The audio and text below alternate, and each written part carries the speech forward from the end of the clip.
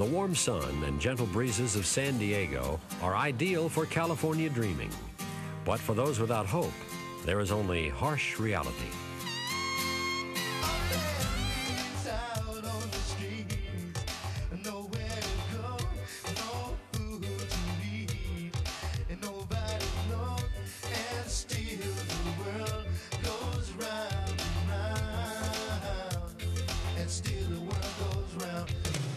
Sonny DeLay's life was in a downward spiral of drugs and alcohol.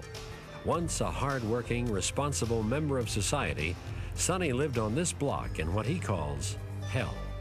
A year ago, I was really looking more towards death than life. And here I am on the street, and I had to get help. Then one day, Sonny heard a bell toll. It came from St. Vincent de Paul Village, the most innovative and successful homeless shelter in the country. Built in 1987 from private donations, St. Vinny's has helped hundreds of men, women, and families return to society. Everything Sonny needed was there under one roof. He kicked his habits and learned computers. Now, when he walks through this area, it's on his way downtown, where he works at a prestigious accounting firm. You're able to come off the streets here and go through metamorphosis, say, right? You are reborn here. Sonny DeLay has gone full circle. He dreams again, and someday he wants to work at St. Vincent's. I've helped here. You know, not only help myself, but I help others. Sonny is one of the many success stories that St. Vincent's writes every year. The author is a man with a vision, a dream builder, named Father Joe Carroll. When they enter St. Vincent de Paul, they're told, you were created by God. You're special. And now we got to take and help you bring out that specialness, whatever it may happen to be. And that's important to us. And that you are important to us. And that's why we're here. Good morning. How are you doing? How are you? Great. Good to see you. You having fun shopping? Yeah, it's fun. Thank you so much. I hope I can do something for you guys later on while I get things situated. Well, that's what we count on. It's wonderful. The important thing is you're giving back, because that's what the real world is. You know, you give to your boss, you get better pay. You give to your family, you have a happier family. You give to your neighborhood, you have a better neighborhood. The gospel, according to this 53-year-old Irish Catholic priest, is based on his own personal experiences growing up in the Bronx. Combine that with self-confidence and leadership skills, learned from a lifetime affiliation with the Boy Scouts, add a dash of charm, and the mischievous streak of a leprechaun. The AARP is around, so if you see these cameras, and everything you said to me outside has been recorded. I have 2 microphones on. So those of you that came to the corner to go here, have your confessions heard. You got to make an extra donation to get that taken care of. Mix it with conviction and dedication, and you have a remarkably complex man, whom the mayor calls the patron saint of the homeless in San Diego in many respects. The house that Father Joe built inspires hope and dignity. But this is no country club. There are strict rules. And every resident must do an hour a day of cleanup around the center. It's a combination of self-help and tough love. You have to discipline yourself. You have to want it too. If you want it, you can do it. And that was the big thing. I wanted to change. Joanne Sandoval came to St. Vincent's bruised and battered, strung out on drugs. But she played by the rules, and now she's sober. Her 2 sons are happy again. And while they attended the center school, Joanne earned an associate's degree. Soon, she'll be working with Alzheimer's patients and move out on her own.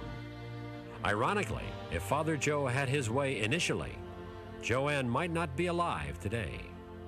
He was a popular parish priest who had a reputation as a wheeler dealer. And then one day, his boss, the late Bishop Leo T. Marr, told him he was going to work with the homeless. Actually, my degree is in education. I thought I'd be running the school system. Suddenly, I'm running the shelter system. And I couldn't understand how this thing happened. Obedience is a Boy Scout law, but like any good hustler, he struck a deal with the bishop. If you make me responsible to help the homeless and the poor, I'm going to do it. And I don't always, like I said, I have a reputation for not always asking for permission. Give me a job, get out of my way, and I'll do it. In effect, I created a team that was the social workers, dream the impossible dream, and I'll build it for you. My job was raising money and building things. Their job was make sure it could work. I'm here to hustle you. I need to come up with $4 million, and I need to do it quickly. The dream was St. Vincent's. The price tag would eventually balloon to $11.5 million, and that worried Monsignor I. Brant Egan, the bishop's closest advisor. I was concerned about Father Carroll trying to do too much, and I felt that he would maybe escalate the program beyond the diocese's ability to support it. One of my original mottos at Shooting for the Moon was it would fail. Problem was people started giving us money in the volume we needed to make the thing happen. And suddenly this kid was stuck with, my God, I gotta build this building. I really gotta do this thing. Father Joe took fundraising to new heights. The idea being that we could do a fundraising cocktail party. You know, you guys invite your clients, they make a donation to us. Over the last 5 years, he has collected $10 million. Prominent San Diegans like philanthropist Joan Kroc have given millions and their name to the cause.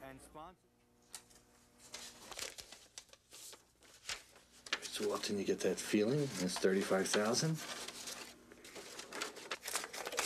I never stop getting excited about, you know, like $150 checks and $25 checks that people, almost every mailing, always amazes me. People just are so generous.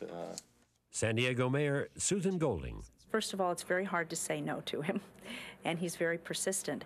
But secondly, you have confidence that when you give money to what he does, what he says is going to be done with the money will actually be done with the money. And you've seen him turn a few dollars from the beginning into a really substantial both shelter, job training, and productive enterprise. St. Vincent de Paul Village is a city within a city. It includes separate housing for families, single women, men, runaway teens, and AIDS patients. Everyone has access to many internal resources, such as dental and medical care, and high school and college courses, programs designed to stimulate personal growth. Learn from the fact you ended up homeless that what got you there is bad budget management, is fooling around with drugs or alcohol, is not having an education, whatever it may happen to be, and correct that. Simple enough. I call it reality therapy. When 67-year-old Romanuel Scott came to St. Vinny's, he couldn't read. Now he writes a column for the Village Journal. What really helped them, one is themselves, but also the day-to-day staff. They're the real heroes of St. Vincent de Paul, in my opinion. Drew Robison, who wrote and sang the opening song, is a case manager at St. Vinny's. He's visiting the new home of Irene Nellens, who left the village 6 months ago.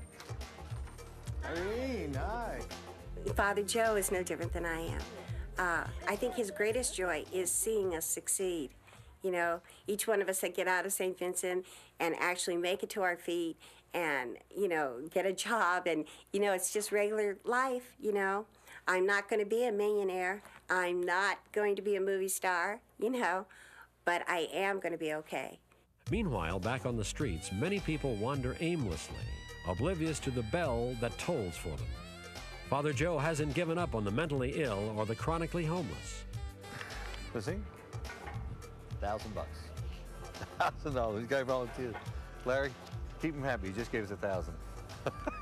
Keep him very happy.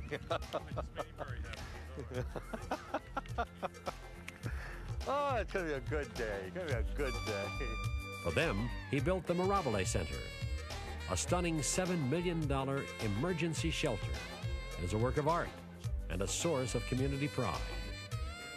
Joe Barbano, a volunteer with the center and the outgoing president of AARP's National Legislative Council, attended the dedication in March. He really takes good care of them. And he rehabilitates them by giving them all different types of social services. Hopefully they'll get back into the workforce and get off on their own. Robert Cass, a graduate of St. Vincent's, is the new resident manager. To be able to come up with the funds and the idea, to conceptualize this, to me is beyond belief sometimes. I mean, it's truly a miracle in action. And that's the way I would describe Father Joe, as a miracle in action. I was not as farsighted as Father Carroll in retrospect. I can see that the needs have actually grown for homeless in our country, and Father Carroll was way ahead of his time. Father Joe has united a community with hope and pride. The young and old, the rich and poor are working together in a partnership for the future. I'm doing my job, no more, no less. My job is housing homeless people and developing programs for them. How big it gets, it's as big as we can do it. Father Joe Carroll dreams of someday building the final phase of St. Vincent de Paul Village, affordable housing. By the year 2000, he wants to have a bed for everyone in San Diego. Impossible? Perhaps. But then again, somebody told Sonny DeLay that he'd never get off the street. He's just a great person. I mean, he really is. That's why, just me looking at him, I know that, I really believe that there's a higher power involved. After all, he's a priest, you know, but I mean, even a little more than that. I think it's like, I don't think you'd find him every day.